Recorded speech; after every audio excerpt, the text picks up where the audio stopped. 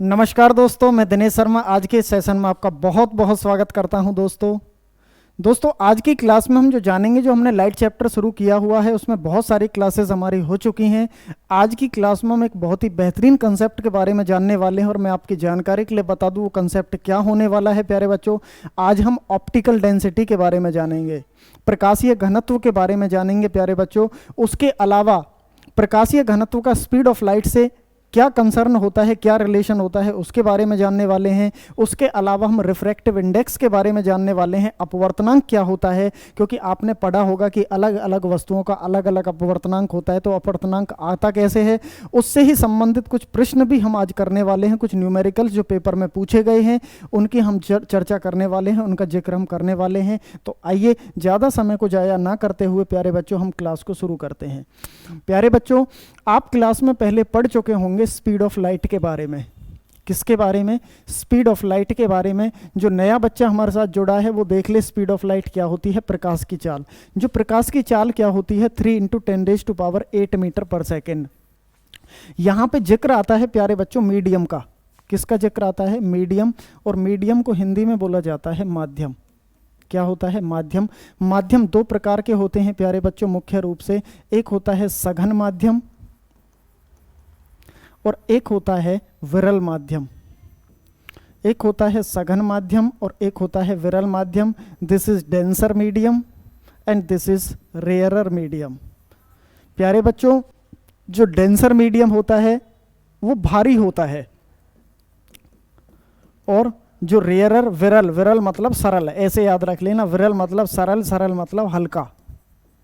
वैसे पता है जितने भी आर्ट और कॉमर्स वाले बच्चे हमारे साथ जुड़े हैं, मैं आपकी जानकारी के लिए बताऊं, माध्यम कुछ नहीं होता। माध्यम 3 प्रकार के होते हैं, सॉलिड, लिक्विड एंड गैस। ये थोड़े से पढ़े लिखे वालों के लिए है ना।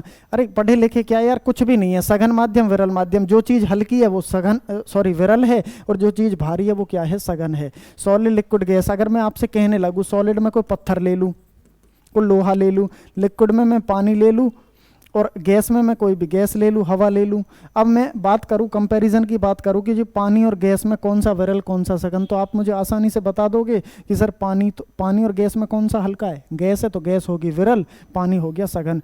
पत्थर और गैस की बात करूँ तो इन दोनों में कर लेना। पत्थर और पानी की बात हो तो वही चीज़ चेंज हो जाएगी, पानी विरल बन जाएगा और पत्थर सघन बन जाएगा। बात समझ आई होगी। अब प्यारे बच्चों क्या है कि जो सघन माध्यम होता है, क्या होता है प्यारे बच्चों? जो सघन माध्यम होता है इसकी जो ऑप्टिकल डेंसिटी होती है, क्या प्यारे बच्चों? ऑप्टिकल डेंसिटी, जिसको हिंदी में बोला जाता है प्रकाशीय घनत्व, वो ज़्यादा होता है। कैसा होता है? ज़्यादा होता है। लेकिन जो विरल माध्यम होता है इसकी जो ऑप्टिकल डेंसिटी होती है प्यारे बच्चों, ऑप्टिकल डेंसिटी प्रकाशीय जो घनत्व होता है वो कैसा होता है? कम होता है। ये सर ये प्रकाशीय घनत्व क्या होता है? आप प्रकाशीय घनत्व कहे जा रहे हो। स्टूडेंट, प्रकाशीय घनत्व कुछ नहीं होता प्यारे बच्चों। प्रकाश चैप्टर पढ़ रहे हैं तो इस वजह से प्रकाश और घनत्व का मतलब होता है डेंसिटी, ये तो आपको पता है। और घनत्व मतलब होता है मास अपॉन वॉल्यूम, एक पढ़े लिखे की भाषा में, हाँ या ना? मास अपॉन में वॉल्यूम। लेकिन एक आसान से शब्दों में समझने के लिए मैं आपको बताऊं, मैं बार बार कहता हूं कि साम दान दंड भेद ये न केन प्रकारे न किसी भी तरह होना चाहिए, आंसर आना चाहिए, आपकी समझ में बात बैठनी चाहिए, दिमाग में घुसनी चाहिए। घनत्व का मतलब होता है भारी या हल्का। जो चीज़ जितनी ज़्यादा भारी रहेगी उसका घनत्व उतना ज़्यादा रहेगा, बस इतना याद रखें। इतनी बात याद रख ली तो उसके अलावा कंसेप्ट याद सीख जाएंगे। जो चीज़ जितनी भारी है, जैसे लोहा है और पानी है, लोहा है और पानी है, इसमें कौन सी चीज़ ज़्यादा भारी है? कि सर लोहा भारी है और पानी हल्का है, तो इसका मतलब लोहे का घनत्व पानी के घनत्व से कैसा है? ज़्यादा है। इसमें और भी वेरी करते हैं, अलग अलग कंसेप्ट आते हैं, जैसे कि सर एक समुद्र है, समुद्र में क्या चलते हैं? जहाज चलते हैं, पानी के जहाज चलते हैं, वो तो लोहे वगैरह के बने होते हैं, लेकिन पानी में जहाज क्या हो जाता है? तैर जाता है। तो पानी का घनत्व ज़्यादा है कि जहाज का घनत्व ज़्यादा है? अब पानी का घनत्व ज़्यादा है, वो मैं बताने वाला हूँ। लेकिन अभी के लिए प्यारे बच्चों आप क्या याद रखें कि जो चीज़ जितनी ज़्यादा भारी होती है उसकी डेंसिटी उतनी ही ज़्यादा होती है। बस इसी से ही आंसर निकलते चले जाएंगे। जो चीज़ जितनी ज़्यादा भारी, देखो ये भारी है तो इसकी डेंसिटी ज़्यादा है। अब आपको पता है कि जो स्पीड ऑफ लाइट होती है वो 3 × 10⁻⁴ होती है। 8 मीटर पर सेकेंड। लेकिन अलग अलग माध्यम में प्यारे बच्चों अलग अलग होती है। माध्यम 3 प्रकार के जैसे मैंने आपको बता दिए थे, है ना। पदार्थ की अवस्थाएं 3 होती हैं, कौन कौन सी? गैस, लिक्विड एंड सॉलिड, ठोस, द्रव और गैस। और आपको पता है प्यारे बच्चों, पहले मैं जिक्र कर चुका हूं कि गैस में कितनी होती है? 3 × 10⁸ मीटर पर सेकेंड। लिक्विड में इतनी होती है और सॉलिड में कितनी होती है? 2 × 10⁸ मीटर पर सेकेंड।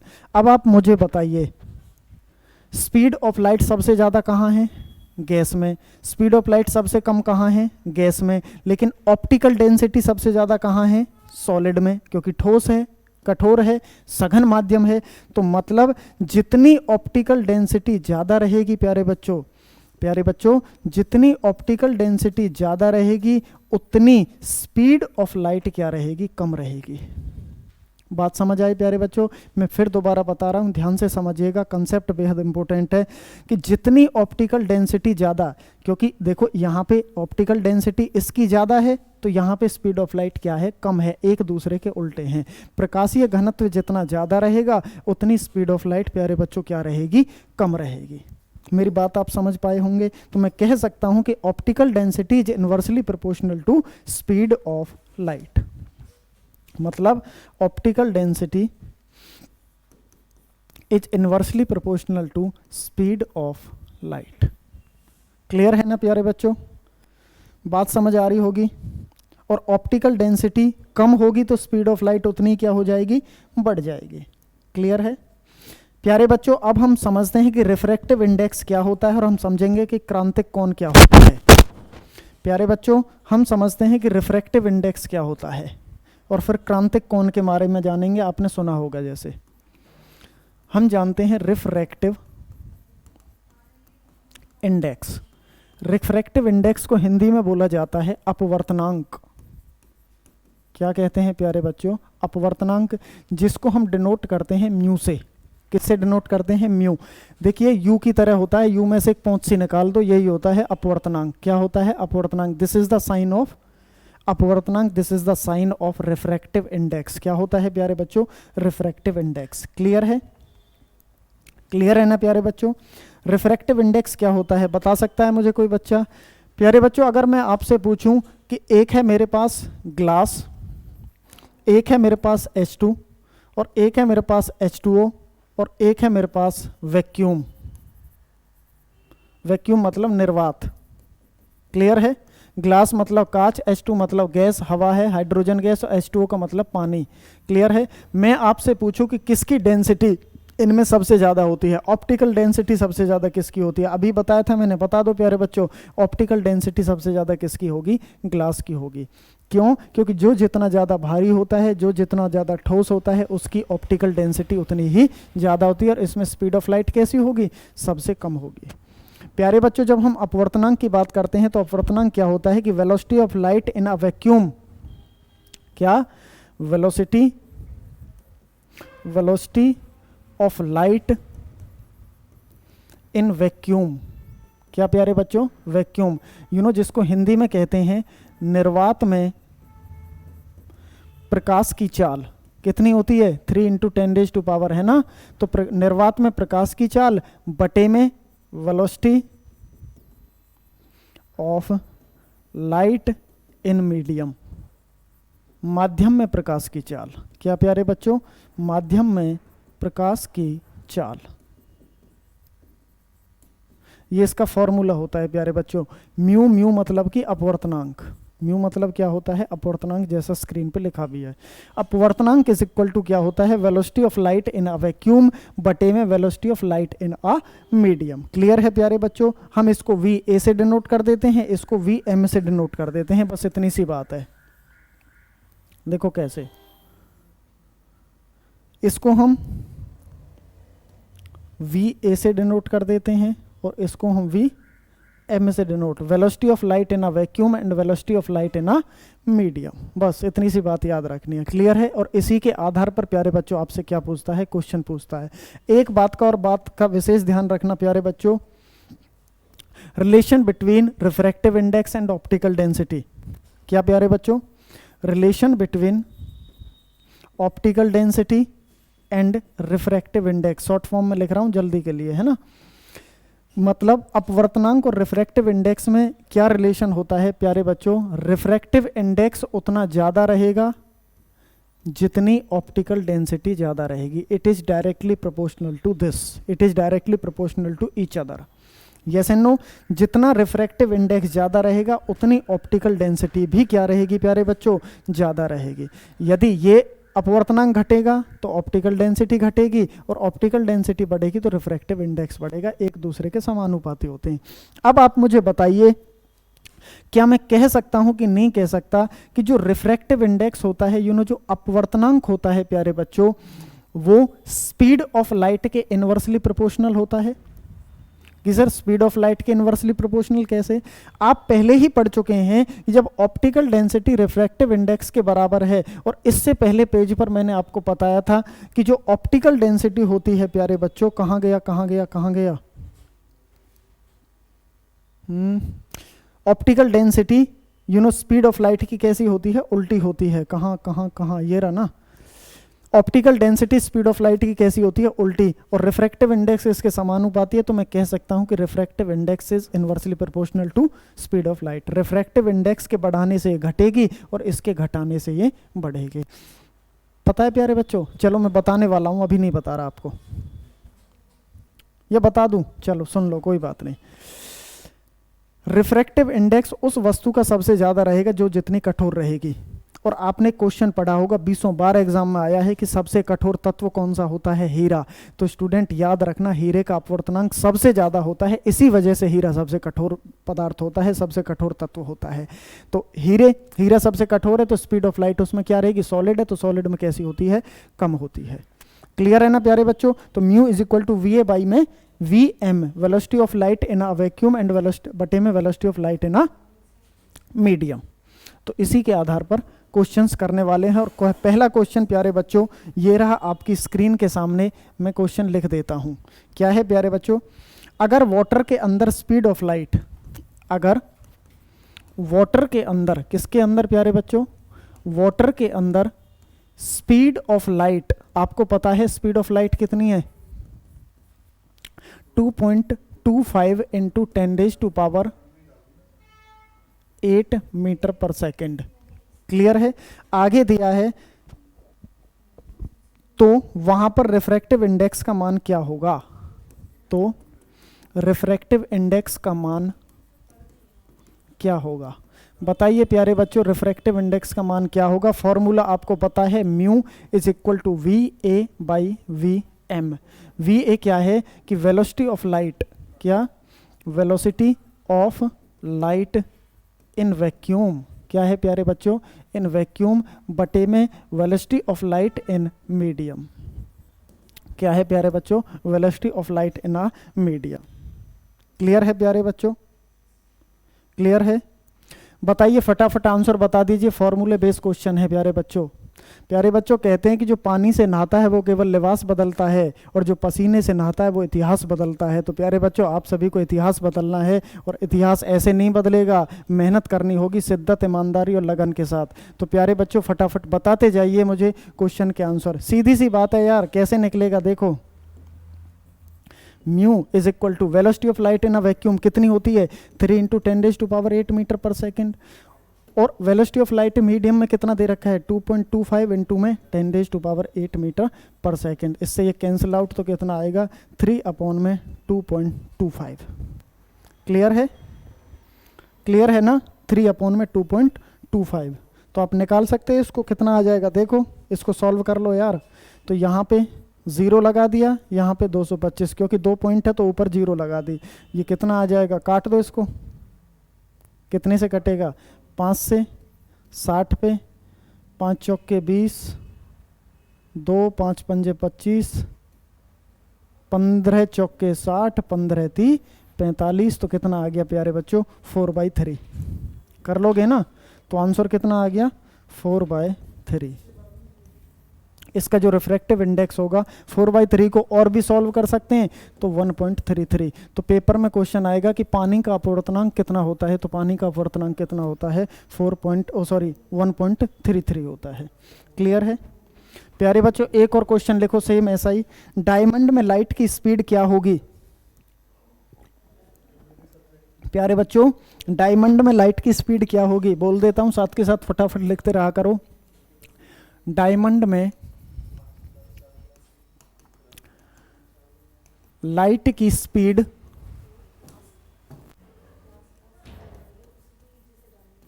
क्या होगी? डायमंड में लाइट की स्पीड क्या होगी यदि हीरे का अपवर्तनांक, हीरे का अपवर्तनांक, अपवर्तनांक को क्या कहते हैं? Refractive index is equal to mu. मतलब यदि हीरे का अपवर्तनांक कितना दे रखा है? 2.42 दे रखा है प्यारे बच्चों। कितना दे रखा है? 2.42। बताइए अब क्या पूछा है? स्पीड ऑफ लाइट पूछ ली। अब आपको पता है प्यारे बच्चों कि भी mu is equal to V A upon में V M, velocity of light in a vacuum बटे में velocity of light in a medium. Clear है प्यारे बच्चों? अब आपको पता है कि म्यू की जगह क्या रख दूं? 2.42 is equal to velocity of light in a vacuum कितनी होती है? 3 × 10⁸ मीटर पर सेकेंड बटे में V M. Velocity of light in a medium निकालना है तो स्पीड ऑफ लाइट निकालनी है, तो मैं क्या कर दूंगा प्यारे बच्चों, इसकी जब क्रॉस मल्टीप्लाई होगी तो V M is equal to 3 × 10⁸ metre पर सेकेंड बटे में 2.42। क्लियर है प्यारे बच्चों? जब इसको आप सॉल्व करेंगे तो आंसर कितना आएगा? फटाफट मुझे करके बता दो, जल्दी जल्दी बता दो प्यारे बच्चों, कितना आएगा? 1.25 × 10⁸ मीटर पर सेकेंड। कितना आएगा? 1.25 × 10⁸ मीटर पर सेकेंड। कर लो इसको सॉल्व यार, कट जाएगा तो कितना हो जाएगा देखो। कर लोगे ना इसको या मैं ही करूं? तो आसान है यार। देखो आर्ट और कॉमर्स वाले बच्चों को थोड़ी बहुत दिक्कत आ सकती है, दिक्कत कुछ नहीं है भैया, सीधी सीधी कैलकुलेशन है। देखो एक पॉइंट है यहाँ पे, सॉरी 2 है यहाँ पे, तो 2 पॉइंट है तो ऊपर कितनी जीरो लगा दो? 2 जीरो लगा दो। नीचे कितना आ गया? 242 आ गया इनटू में। क्लियर है? अब इसको काट दो, जितने से भी कटता है तो सीधी सीधी सी बात है, क्या निकल के आएगा? 1.25 × 10⁸ मीटर पर सेकेंड।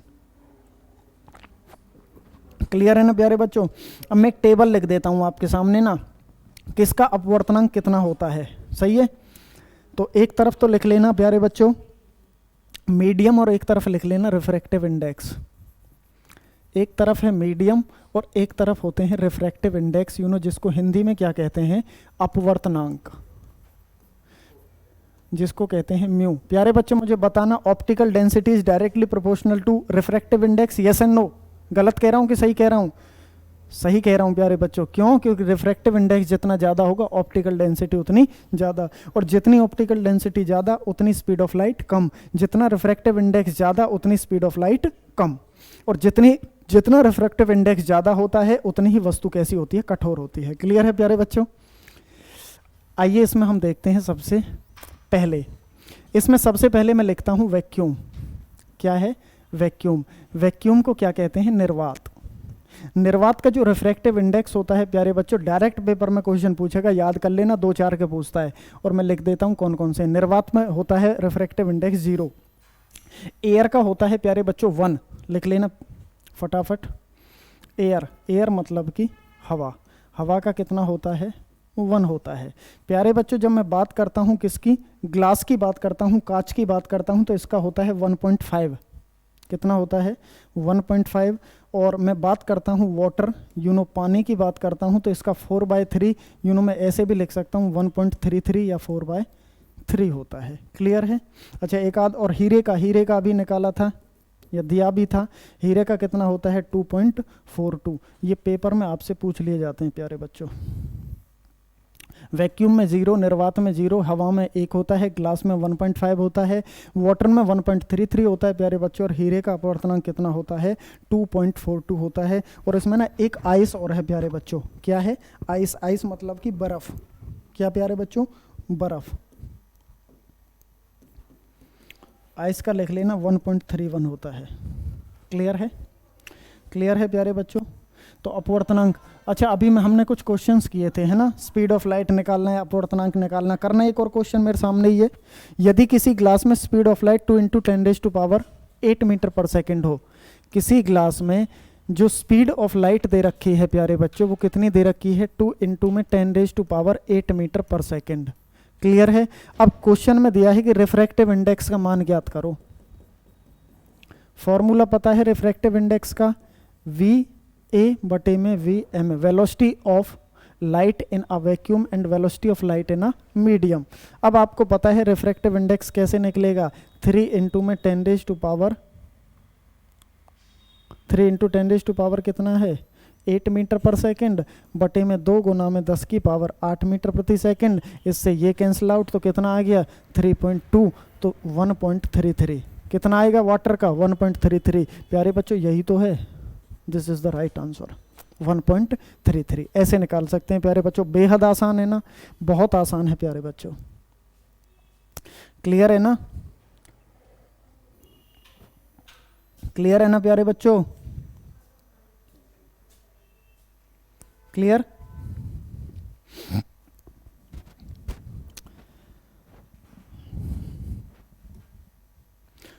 क्लियर, आगे बढ़े। रिफ्रैक्टिव इंडेक्स क्लियर हुआ होगा, ऑप्टिकल डेंसिटी क्लियर हुई होगी प्यारे बच्चों। अब हम बात करते हैं, इसमें ना कुछ क्वेश्चंस आते हैं पेपर में, कुछ न्यूमेरिकल्स पूछे जाते हैं। आपने एक रिफ्रैक्शन ऑफ लाइट पढ़ा होगा प्यारे बच्चों, क्या पढ़ा होगा, रिफ्रैक्शन ऑफ लाइट, प्रकाश का अपवर्तन। अगर आपने वो वीडियो हमारी नहीं देखी है तो पिछली क्लास में जाकर वो वीडियो देख सकते हैं प्यारे बच्चों।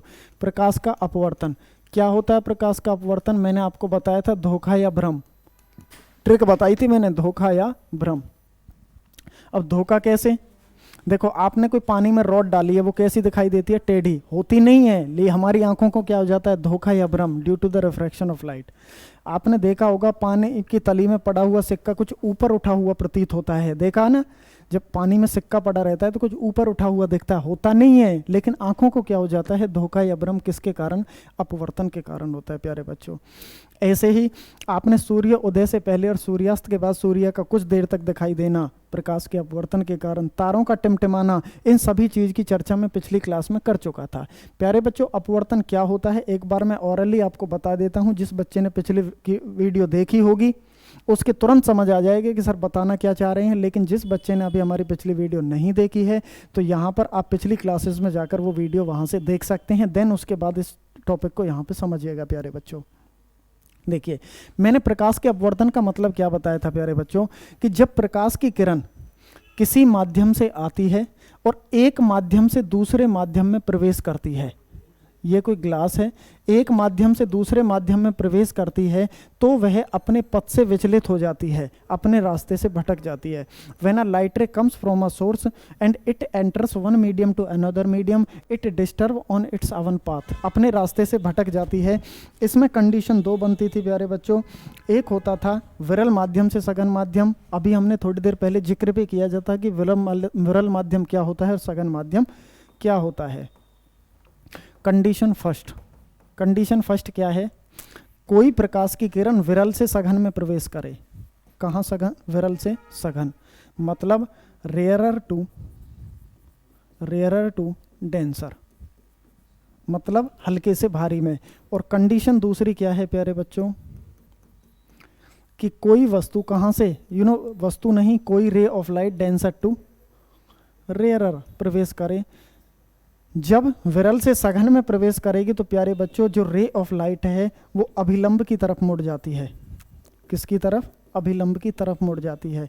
लेकिन यहाँ पर कहाँ चली जाती है, अभिलंब से दूर चली जाती है। कैसे, आइए इसको मैं समझा देता हूँ और आसान, देखो थोड़ी सी देर और देख लो, 2 मिनट। ये कोई भी रे ऑफ लाइट है, किसी भी सूर्य के प्रकाश से कोई भी रे ऑफ लाइट आ रही है, ये है आपका पानी, ठीक है। प्रकाश हमेशा कैसी रेखा में चलता है, सीधी रेखा में, यस एंड नो। और बीचों बीच में क्या होता है, ये परपेंडिकुलर है, क्या है ये, परपेंडिकुलर है, अभिलंब है। इस रे ऑफ लाइट को जाना चाहिए था स्टूडेंट ऐसे, क्योंकि प्रकाश हमेशा सीधी रेखा में चलता है। लेकिन जब कोई प्रकाश की किरण, क्योंकि ये सूर्य से जब प्रकाश की किरण आएगी तो यहाँ पे तो हवा रहेगी और यहाँ पे क्या है, पानी है, तो एक माध्यम तो ये हो गया, एक माध्यम ये हो गया, अलग अलग मीडियम हो गया ना, मैंने बताया था आपको।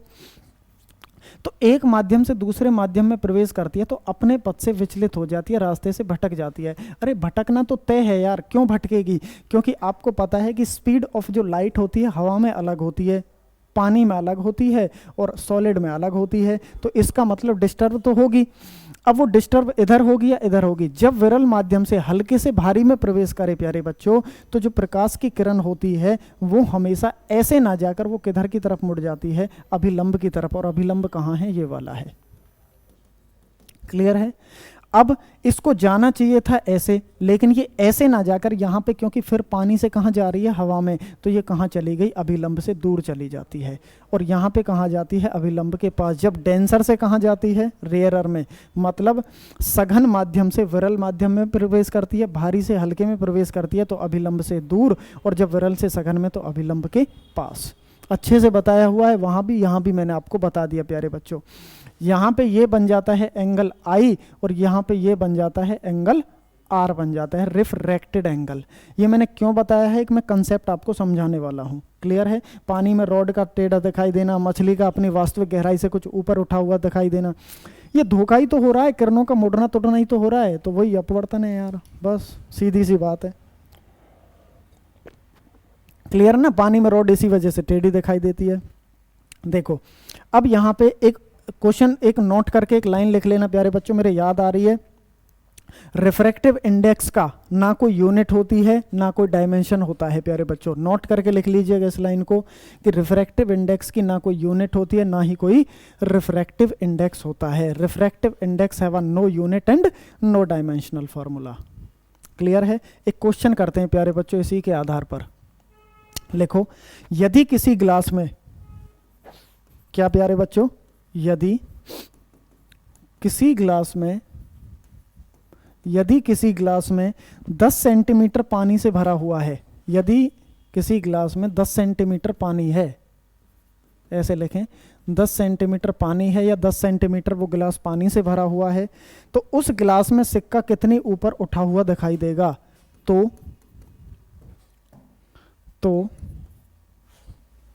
अरे कैसे आ रहा बार बार? तो उस ग्लास में सिक्का कितना ऊपर उठा हुआ दिखाई देगा? प्यारे बच्चों मैं थोड़ी सी जल्दी लिख रहा हूँ, अगर लिखाई समझ में नहीं आ रहा तो मैं साथ के साथ बोल भी देता हूँ, है ना। मैं कुछ सुलेख नहीं लिख रहा यहाँ पे, मैं आपको बता रहा हूँ, बेहतरीन कंटेंट मिल रहा है। मेन मकसद मेरा कंटेंट देना है ना, आपकी राइटिंग सुधरवाना नहीं है। ध्यान दीजिएगा, यदि किसी ग्लास में 10 सेंटीमीटर पानी है तो उस ग्लास में सिक्का कितनी ऊपर उठा हुआ दिखाई देगा।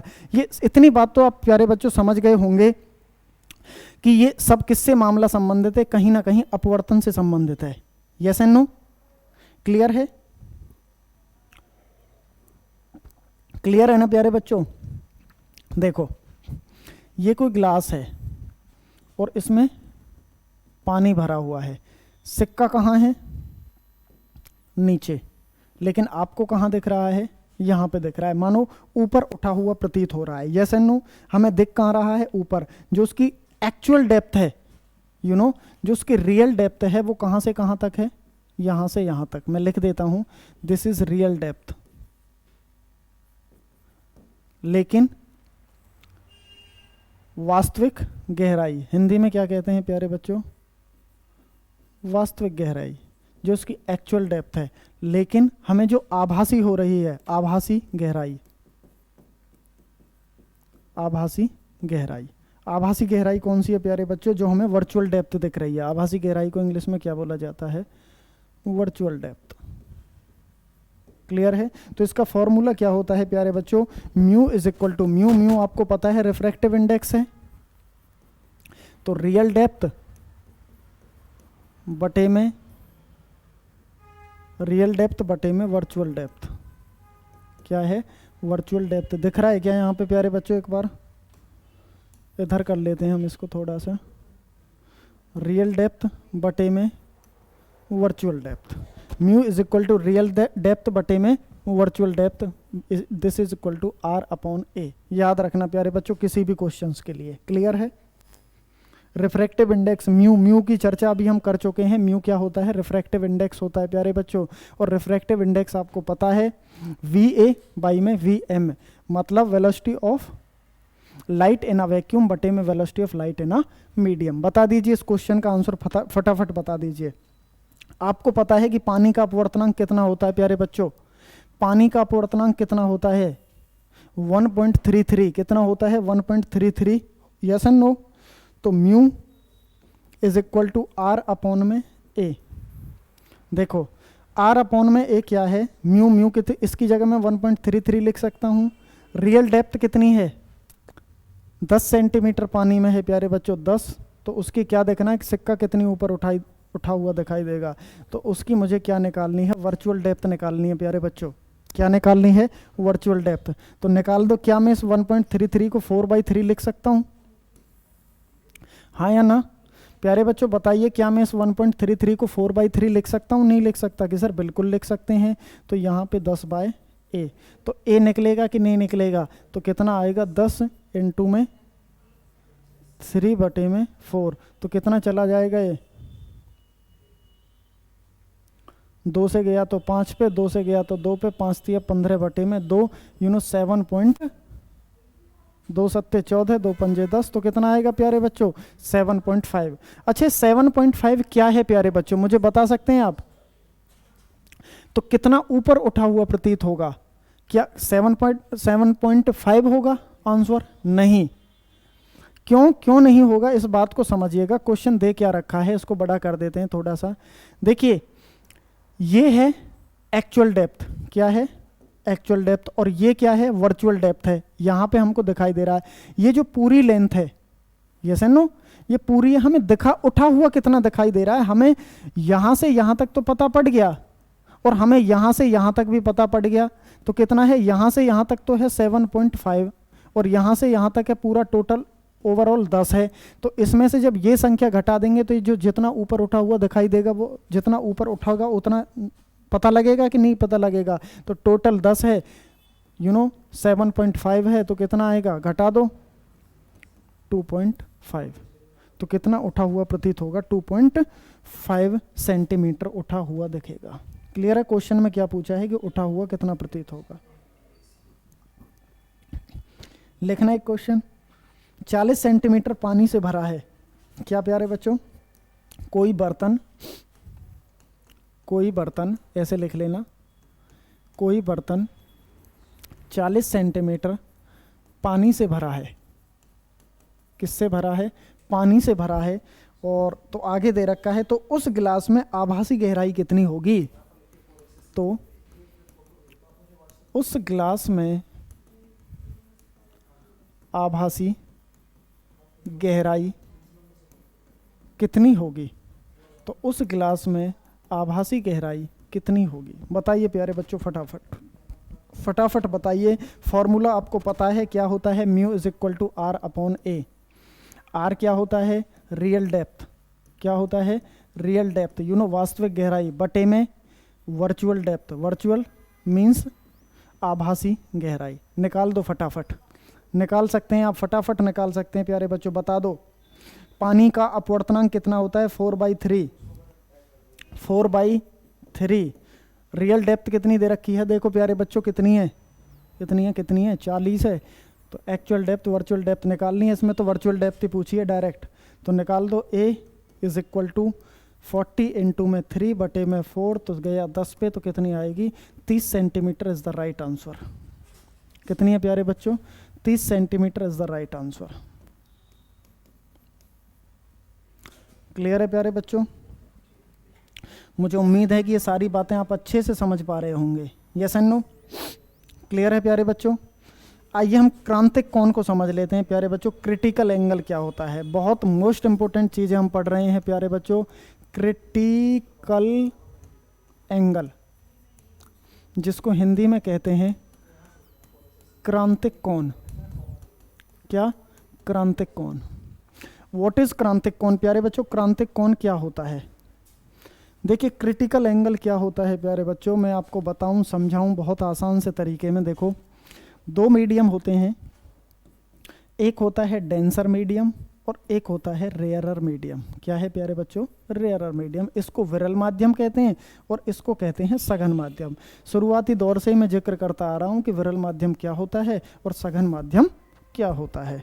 देखो स्टूडेंट, होता क्या है, अच्छा जैसे ये कोई परपेंडिकुलर है बीचों बीच में, यस एंड नो, कोई किरण सघन माध्यम से विरल माध्यम में प्रवेश कर रही हो प्यारे बच्चों, कोई रे ऑफ लाइट किसी सघन माध्यम से विरल माध्यम में प्रवेश कर रही हो तो वो अभिलंब से दूर जाती है कि उसके पास जाती है? आपको पता है कि जब भारी से हल्के में जाएगी तो वो दूर भागेगी, क्योंकि अपवर्तन में आप पहले ही पढ़ चुके हैं प्यारे बच्चों, मैं कोई नई बात नहीं बता रहा हूं। इस रे ऑफ लाइट को जाना चाहिए था ऐसे, क्योंकि प्रकाश सीधी रेखा में, लेकिन जब कभी भी माध्यम चेंज हो जाता है, मीडियम चेंज हो जाता है, तो वो तो या तो नज़दीक आएगी या दूर जाएगी। जब सघन माध्यम से विरल माध्यम में प्रवेश करती है, भारी से जब हल्के में जाती है माय डियर स्टूडेंट, तो वह अभिलंब से हमेशा दूर जाती है, और अभिलंब तो ये है, तो इससे कहाँ जाएगी? इसको जाना चाहिए था ऐसे, लेकिन ये रे ऑफ लाइट जाएगी ऐसे। यस एंड नो स्टूडेंट, ये जो एंगल होता है इसको कहते हैं incident angle. This is I. Incident मतलब आने वाली किरण, ये इसको ऊपर बना लेता है, नीचे बना लेता है, जब यहां से तो इसको angle I, and this is angle R. ये क्या होता है प्यारे बच्चों? Angle R. This is refracted angle, जिसको अपवर्तन कोण कहते हैं, नाम से ही क्लियर है। अब जैसे जैसे आपतन कोण का मान बढ़ेगा प्यारे बच्चों, क्या जैसे जैसे आपतन कोण का मान बढ़ाऊं, मैं इस आई को थोड़ा सा बढ़ा देता हूं, यहां पे इस आई को मैंने थोड़ा सा बढ़ा दिया, तो सीधी सी बात है कि आर पे क्या प्रभाव पड़ेगा? आर भी बढ़ जाएगा, और अभिलंब से कहां जाएगा? अभी भी डेंसर से कहां जा रही है? रेयर में, तो ये थोड़ा सा ये भी रे बढ़ जाएगी, ये एंगल आर भी बढ़ जाएगा। अब इस कहता हूं कि मैं एंगल आई को और बढ़ा दूं, तो आपको पता है कि फिर एंगल आर क्या हो जाएगा? और बढ़ जाएगा। फिर मैं कहता हूं कि एंगल आई को और बढ़ा दूं। अब आप क्या देखेंगे प्यारे बच्चों कि ये एंगल जो आर रहेगा ये इसके समानांतर चलने लगेगा, और यहां पर आकर ये कितने डिग्री का कोण बन जाएगा? 90 डिग्री का कोण बन जाएगा। और जब 90 डिग्री का कोण बनने लगे my dear, that is called क्रांतिक कोण। और यहीं से एक चीज निकल के आएगी, total internal reflection of light. क्या प्यारे बच्चों? Total internal reflection of light, जिसको हिंदी में बोला जाता है प्रकाश का परावर्तन। क्या कहते हैं प्यारे बच्चों? प्रकाश का परावर्तन। क्लियर है? क्लियर है ना प्यारे बच्चों? जैसे जैसे इंसिडेंट एंगल को बढ़ाना स्टार्ट किया, तो ऐसे ऐसे रिफ्लेक्टेड एंगल क्या होता गया? बढ़ता गया। और ये कितने डिग्री का कोण बन गया? 90 डिग्री का कोण बन गया। और यही क्या होता है? हमारा क्रांतिक कोण होता है प्यारे बच्चों। यही क्या होता है? और यहीं से स्नेल्स लॉ निकलता है प्यारे बच्चों। और क्या होता है? Mu is equal to sine I upon में साइन आर होता है। क्लियर है ना? तो mu is equal to sine I बटे में sine R. This is Snell's law, जिसको कहते हैं स्नेल का नियम। क्या होता है? स्नेल का नियम। क्लियर है ना प्यारे बच्चों? क्लियर? क्लियर है ना? आइए इसी के थ्रू, इसी से जो कंसर्न है वो हम समझते हैं कि total internal reflection of light क्या होता है। क्या? Total internal reflection of light. चीज़ें समझ आ रही हैं प्यारे बच्चों? तो कमेंट सेक्शन में कमेंट करते रहिए, बड़े आसान से, और धीरे धीरे आपको बेसिक लेवल से एडवांस लेवल की तरफ लेके जा रहा हूँ। टोटल इंटरनल प्रकाश का पूर्ण आंतरिक परावर्तन क्या कहते हैं? Total internal reflection of light. प्यारे बच्चों, आपने परावर्तन पढ़ा होगा, हाँ या ना? पहले मैं परावर्तन पढ़ा चुका हूं, शायद सबसे पहली या दूसरी क्लास में आपको देखने को मिलेगा। जब कोई रे ऑफ लाइट किसी स्रोत से आती है, प्रकाश हमेशा सीधी रेखा में चलता है, किसी सतह से टकराती है, टकराने के बाद उसी माध्यम में वापस दूसरी ओर चली जाती है, इसको क्या कहते थे? प्रकाश का परावर्तन। और बीचों बीच में परपेंडिकुलर होता था। Yes and no? When a light ray comes from a source then strike on a plane and its go away other side on the same medium. Yes and no? Clear है प्यारे बच्चों? अब हम बात करते हैं इसमें कि कोई भी प्रकाश की किरण किसी स्रोत से आती है, किसी सतह से टकराती है, ये कोई प्लेन है, और उसी माध्यम में वापस दूसरी ओर चली जाती है, इसी को क्या कहते थे? प्रकाश का परावर्तन। लेकिन इसमें एक परावर्तन शब्द है। परावर्तन का मतलब मैंने बताया था आपको, वापस आना या जाना।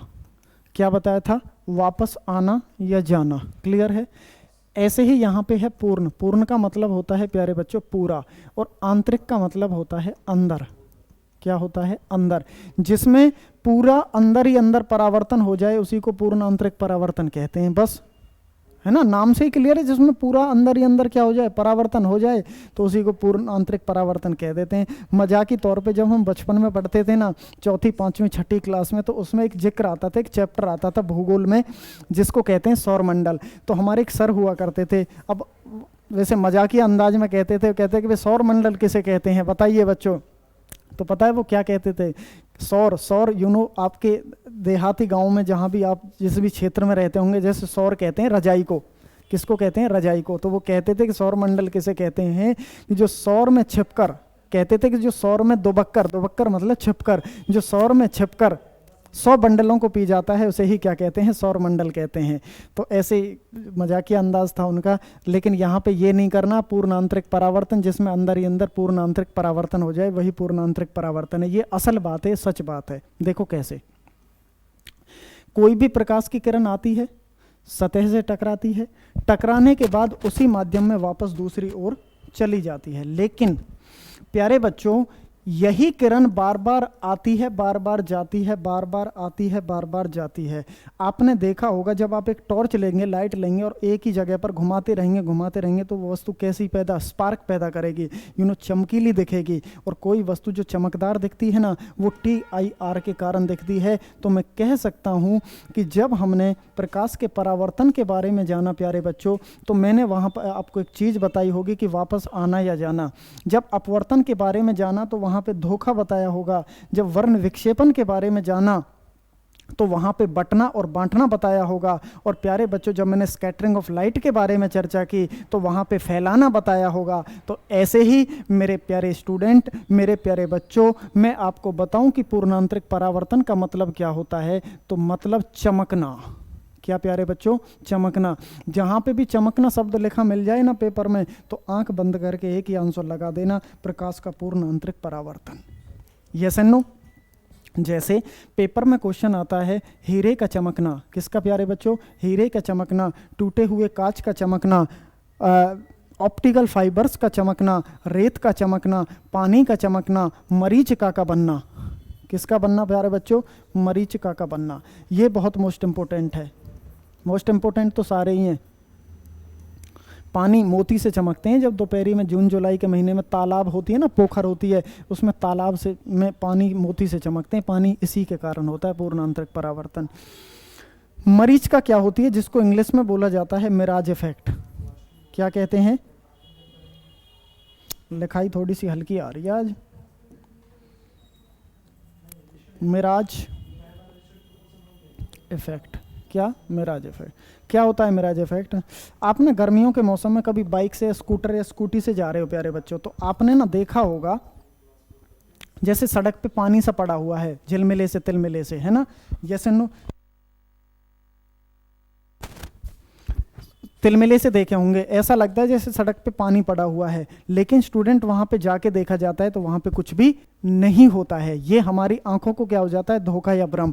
और धोखा या भ्रम तो मैंने अपवर्तन में बताया था, वहाँ आना चाहिए नहीं। स्टूडेंट होता क्या है, इसके पीछे लॉजिकल रीजन है, कंसेप्ट है कि वहाँ पर छोटे छोटे धूल मिट्टी के कण रहे होते हैं, रेत के कण रहे होते हैं, जिसकी वजह से आपको वहाँ पर पानी पानी सा चमकता है। तो याद रखना, कोई भी जो चीज़ चमकती है वो किसके कारण दिखाई देती है?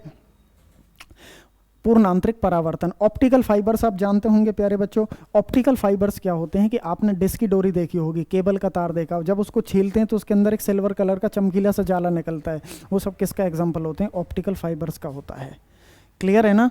तो ये सब किसके कारण होते हैं? जहां भी चमकना शब्द आ जाए। इसका एक लॉजिकली कंसेप्ट मैं आपको बता देता हूं, बस 1 मिनट का इंतजार करिए, मैं बैटरी बदल लेता हूं।